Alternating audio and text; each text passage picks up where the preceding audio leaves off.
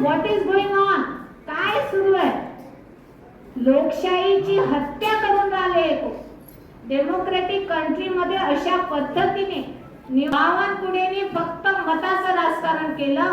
10 मुस्लिम उभं करा, 10 आंबेडकरी लोकांना उभं करा, MIM ला उभं करा, बसपाला उभं करा, वंचितला उभं करा, पैसे द्या, मतं ते खातील आणि यांचा उमेदवार हे स्वतः निवडून येतील.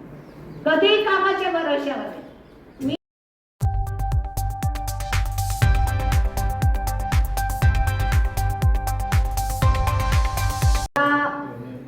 जमिनीला जोडलेला कार्यकर्ता, लोकांच्या सुखादुःखामध्ये नेहमी सहभागी होणारा आणि सातत्याने लोकांच्या सेवेमध्ये राहिलेला अजय कदम. जेव्हा मागच्या निवडणुकीमध्ये आम्ही पराभूत झालो, त्याचं कारण जर काही असेल तर अजय अग्रवाल जो आताचा उमेदवार होता त्यांनी पूर्णपणे अजय कदम विरुद्ध काम केलेलं होतं आणि त्यामुळे आमचा पराभूत झाला. एकीकडे बावनकुळे साहेबांचा हा दलाल, आता दलाल म्हटलं तर भ्रष्टाचार येणारच, आणि म्हणून गेल्या 5 वर्षामध्ये अजय अग्रवालच्या नेतृत्वामध्ये त्या ठिकाणी जो नगराध्यक्ष काम करत होता, फक्त म्हणण्याकरिता तो काँग्रेसचा होता, पण पूर्ण दलाली त्या नगर परिषद मध्ये अजय अग्रवाल यांनी केली. त्यामुळे हा लढा थेट जनतेमध्ये गेला आणि लोकांमध्ये, कामठी शहरामध्ये एक वातावरण असं तयार झालं की एकीकडे दलाल, भ्रष्टाचारी, प्रशासनाची जाण नसणारा एक व्यक्ती उभा आहे, तर दुसरीकडे एक प्रामाणिक कार्यकर्ता, लोकांच्या सुखादुःखामध्ये असणारा, सातत्याने लोकांच्या सेवेमध्ये असणारा अजय कदम आहे. तर या शहराची निवडणूक अशी झाली की शहराने अजय कदमला प्राधान्य दिलं. अजय कदमची लहर कामठीमध्ये आली आणि ही लहर अशा पद्धतीने चालली की आम्हाला ऑफिस सुद्धा उघडण्याची गरज नाही पडली. आम्ही एकही ऑफिस नगर परिषदच्या निवडणुकीमध्ये उघडलं नाही. तुम्हाला माहित आहे की आम्ही बरियमचं असल्यामुळे आमच्याकडे सत्ताचिन्ह रजिस्टर्ड नसल्यामुळे आम्हाला फक्त 4 दिवस मिळाले प्रचाराला. आमचा सिम्बॉल हा इंडिपेंडेंट होता, त्यामुळे आम्हाला प्रचाराला फारसा वेळ नाही मिळाला. पण मी पहिल्यांदा असं बघितलंय, माझा जन्म कामठीत झालाय, माझं कर्मभूमी कामठी आहे, पण अशा पद्धतीचं अजय कदमची जी लहर होती कामठी शहरात, म्हणजे कोणत्याही समाजामध्ये जा, मग ते आंबेडकरी समाजामध्ये जा, मुस्लिम बांधवांमध्ये जा, हिंदू बांधवांमध्ये जा, प्रत्येक जण म्हणत होता की एक कार्यकर्ता जो आमच्या सोबत राहतो, सुखादुःखामध्ये राहतो, त्या कार्यकर्त्याला आम्ही स्वतःहून निवडून देणार. आणि दुसरीकडे चंद्रशेखर बावनकुळेचा जो दलाल होता त्याबद्दल प्रचंड नाराजी संपूर्ण कामठी शहरात होती, कारण अजय अग्रवालला कोणी बघितलंच नव्हतं. अजय अग्रवाल लोकांच्या सुखादुःखात कधी गेलेला नव्हता. फक्त बावनकुळेचे जे पैसे, 2 नंबरचे कमवणारे जे पैसे आहेत त्याचा फक्त तो रखवाला होता. त्यामुळे प्रचंड असं कामठी शहरामध्ये वातावरण अजय कदमच्या बाजूने जेव्हा दिसायला लागलं, तेव्हा बावनकुळे साहेबांना वाटलं की आता आपल्याला दुसरा पर्याय नाहीये.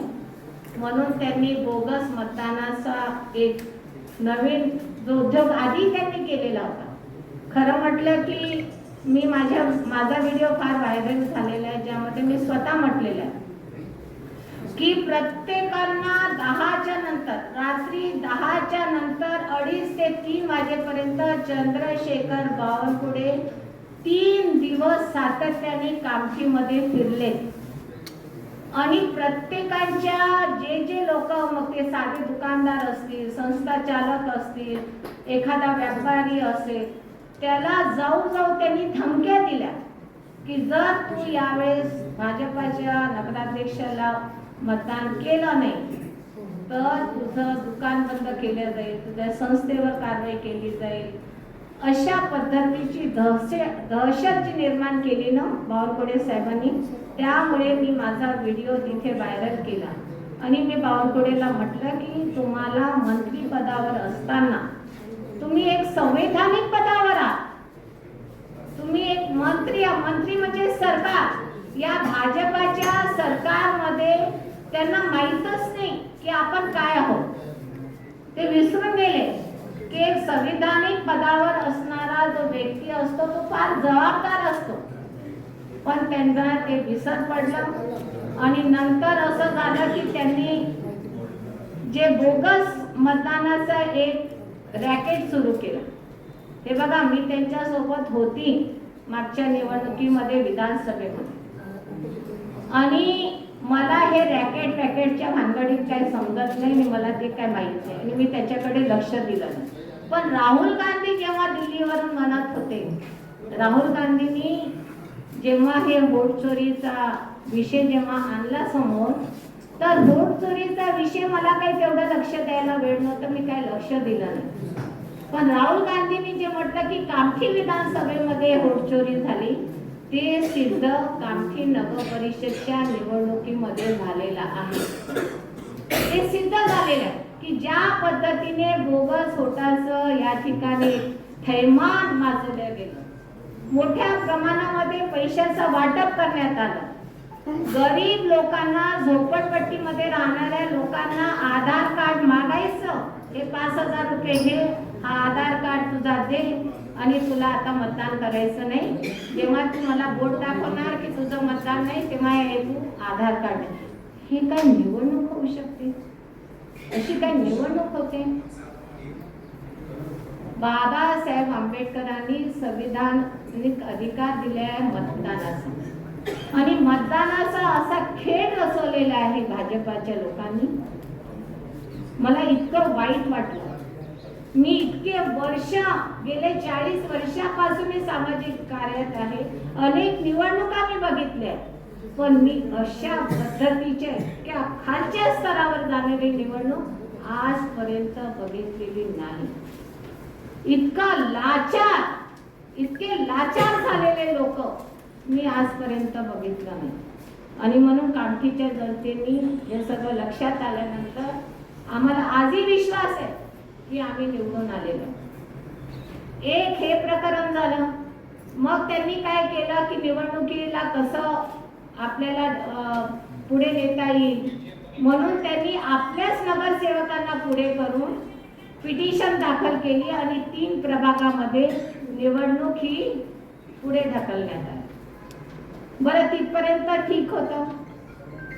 त्या 3 प्रभागाच्या निवडणुका नंतर होती. मग तुम्हाला निवडणूक जर पुढे न्यायची होती तर सर्वच निवडणुका पुढे न्यायच्या होत्या, किंवा सर्व निवडणुका घेऊन त्या 3 प्रभागाचा निकाल थांबवता आला असतं, पण ते केलं नाही. मग आता ते प्रभागाच्या 3 निवडणुका नंतर होणार. बरं, तिथपर्यंत ठीक होतं. आम्ही प्रचार करून आलो, मतदान करून आलो, तर आमच्या कानावर बातम्या येऊन राहिल्या की जी मतमोजणी आहे ती 3 तारखेला होणार होती, ती 31 तारखेला होईल. म्हणजे व्हॉट इज गोइंग ऑन? काय सुरू आहे? लोकशाहीची हत्या करून राहिले. डेमोक्रेटिक कंट्रीमध्ये अशा पद्धतीने निवडणूक आयोगाला आपल्या हाताशी धरून ज्या पद्धतीने मनमानी सुरू आहे, याचा मी निषेध करते. आणि मला या ठिकाणी एवढंच सांगायचं आहे, आम्ही खूप सारी तयारी करून पेन ड्राईव्ह मध्ये सर्व तुम्हाला व्हिडिओ दाखवायला आणलेला आहे. ती जी घटना झाली ना मतदानाच्या दिवशी, आम्ही मतदानाच्या केंद्रामध्ये जात असताना एकही मतदान केंद्र असं नव्हतं की ज्या ठिकाणी तक्रार नसेल. काय केंद्रामध्ये फोन येत होते की ईव्हीएम मशीन बंद पडली, अर्ध्या तासासाठी, पाऊण तासासाठी मशीन बंद पाडण्यात येत होती. काय ठिकाणी अशी तक्रार आली की आम्ही बटन दाबल्यानंतर आमचं मत आम्ही कब्बशीवर देत आहोत, ते चाललं फुलावर. ती तक्रार आम्ही केली. नंतर आमच्याकडे तक्रार आली की जे मरण पावलेले लोक आहेत त्यांचं मतदान झालेलं आहे. नंतर आमच्याकडे तक्रार आली की जे लोक कामठीत राहत नाही त्यांच्या सुद्धा त्या यादीमध्ये नाव होतं, ते सुद्धा मतदान करून गेले. काय आजीबाई लोकांचे मतदान तर असं झालं की त्यांना व्हीलचेअरवर घेऊन जाऊन राहिलो. त्यांना मतदान करायला आम्ही तिथे जेव्हा गेलो तर पाहताय की त्या आजीबाईचं मतदान ऑलरेडी कोणीतरी केलेलं आहे. इतक्या अनेक तक्रारी आम्ही लेखीमध्ये पोलीस स्टेशन आणि निवडणूक आयोगाकडे केलेलं आहे. मला सांगा, अशा पद्धतीचं जर निवडणूक होत असेल तर महाराष्ट्र बिहारच्या मार्गावर चाललेलं आहे असं मला वाटतं. हे महाराष्ट्र राहणार नाही, हे बिहारच्या मार्गावर चाललेलं आहे. ज्या ठिकाणी अशा पद्धतीचं मतदान एकेकाळी केलं जात होतं आणि आताही विधानसभेमध्ये झालेलं आहे. त्यामुळे मी या ठिकाणी या सर्व निवडणूक प्रक्रियेचं आणि मला असं वाटते की निवडणूक आयोग हा काही स्वतंत्र राहिलेला नाही. डेमोक्रॅटिक कंट्रीमध्ये, आपली लोकशाही देशामध्ये निवडणूक प्रक्रिया ही फार पारदर्शक होणं गरजेचं आहे.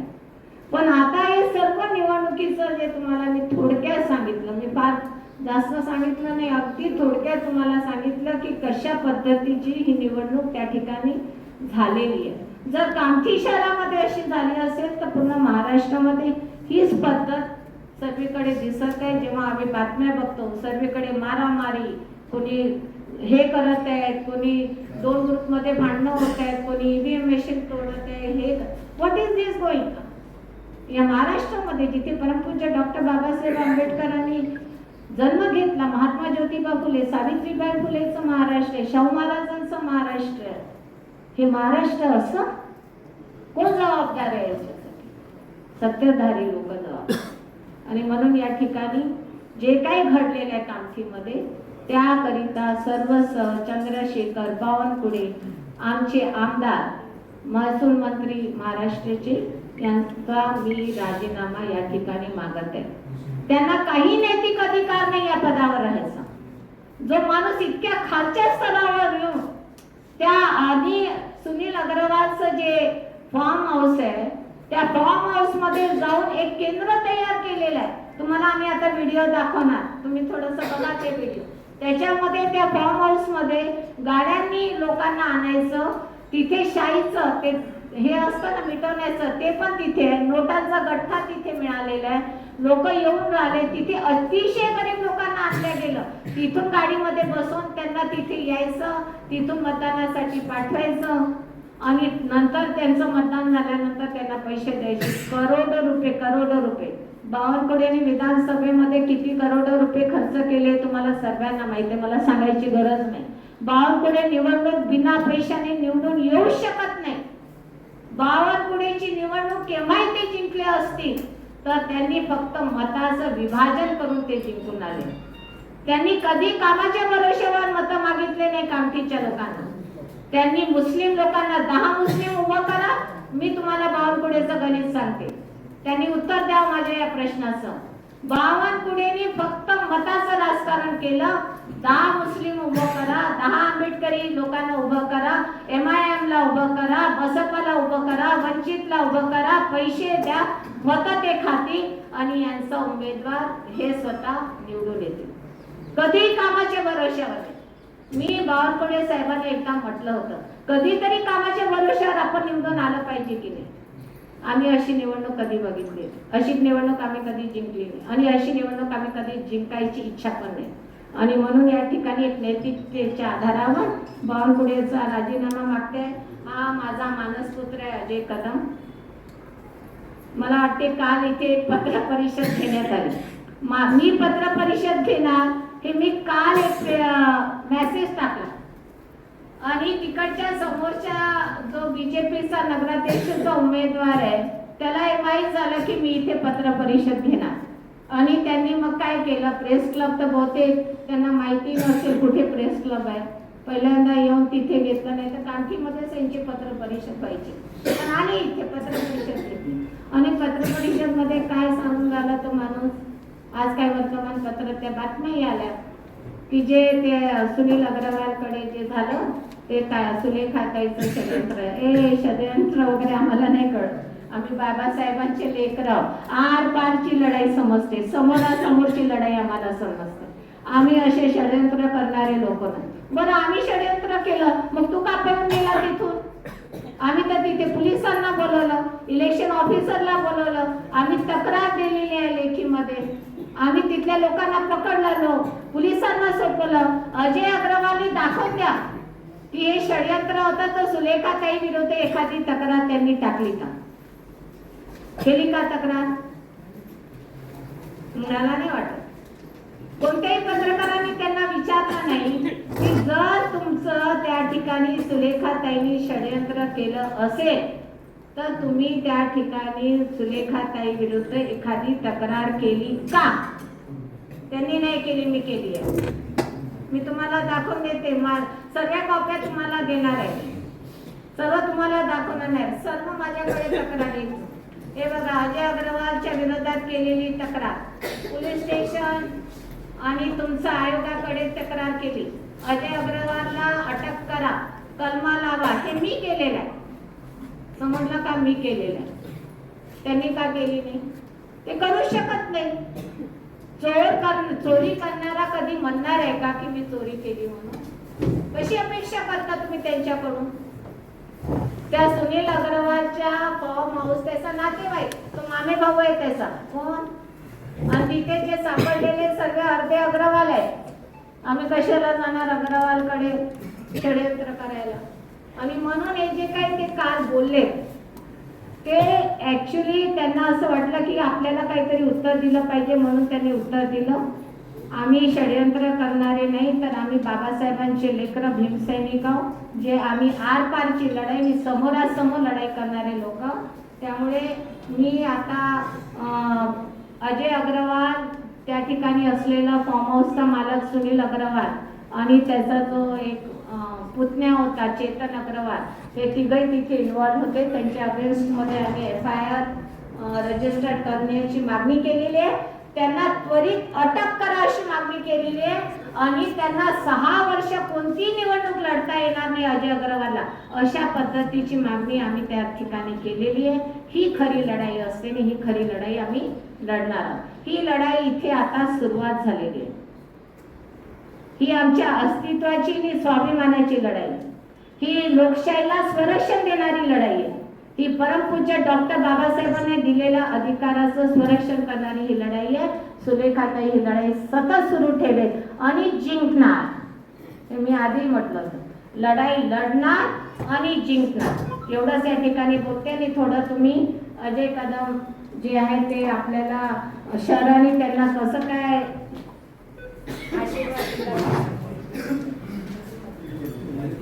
सबसे पहले तो मैं मेरी ताई, मेरी माँ, उनके चरणों में वंदन करता हूँ। 17 तारीख के दिन मैंने 2:30 बजे फॉर्म भरा। जिस वातावरण में मैंने फॉर्म भरा, मुझे सबके फोन आ रहे थे कि बहुत कुछ भी हो जाए आपको इलेक्शन लड़ना पड़ता। भारतीय जनता पार्टी का जो कैंडिडेट है उसमें इतना गुरूर है, इतना अभिमान है, और वो पूरे गांव में चर्चा कर रहे हैं कि हम पैसे के बल पे इलेक्शन जीत जाएंगे, आपको कोई भी हालत में फॉर्म भरना पड़ेगा कि हम वोट किसको डालेंगे। हमें जो तीनों नगराध्यक्ष के कैंडिडेट है, इनका पूरा इतिहास, इनकी नगराध्यक्ष पद की जो वागणूक है, इन्होंने जो 2 बार जो राष्ट्रवादी और कांग्रेस से जो लोग इसके पहले नगराध्यक्ष रहे हैं, वो सब उनको मालूम था। और ये तीनों जो है, ये जो लड़ रहे हैं, ये सब मिली जुल के लड़ रहे हैं। इनको सिर्फ एक ही कैंडिडेट को बाहर निकालना है जो दबाव तंत्र में है, वो अजय अग्रवाल के लिए। तो भाव आप लड़ो इलेक्शन। ठीक है।